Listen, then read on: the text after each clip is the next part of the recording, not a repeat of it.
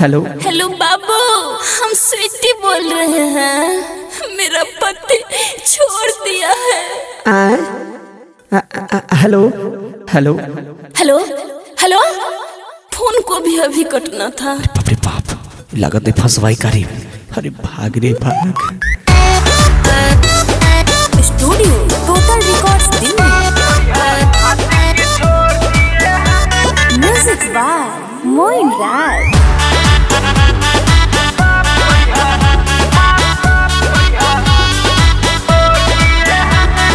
सैया जी ने दिलबा हमर तोड़ दिए हैं। तू ही राख ससुरा से मुँह मोड़ लिए हैं। माफ करिया जान आशिक की छोड़ दिए हैं। माफ करिया जान आशिक की छोड़ दिए हैं। अरे माफ करिया आशिक की छोड़ दिए हैं। ऐसे थोड़ी होता है।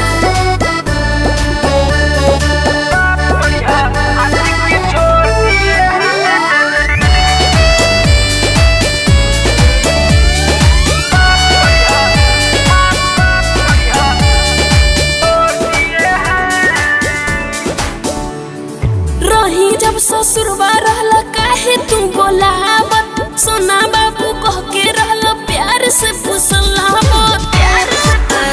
अरे तो बोलो। हाथ रहे मोना दानी तोर जवानी के दोष बा। अच्छा कल हमर दिल खत्म भइल सारा जोश बा। सॉरी सॉरी बोल के हाथ जोड़ लिए हैं। सॉरी सॉरी बोल के हाथ जोड़ लिए हैं। माफ करिया जान आशिक की छोड़ दिए हैं। अरे माफ करिया आशिक की छोड़ दिए हैं। गलत बात है ना। Studio total records Delhi. Music by Moin राज।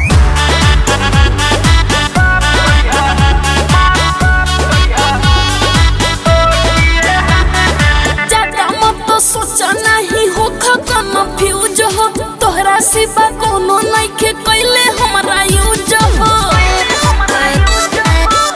भरोसा यो कीजिए ना ये दादा बलराम मोइन बा सब कुछ सिखा दे ले। चल जाए जैसे जल्दी तू बेवफा आंसू ले ले। अब नहीं जिएंगे माथा फोड़ लिए हैं।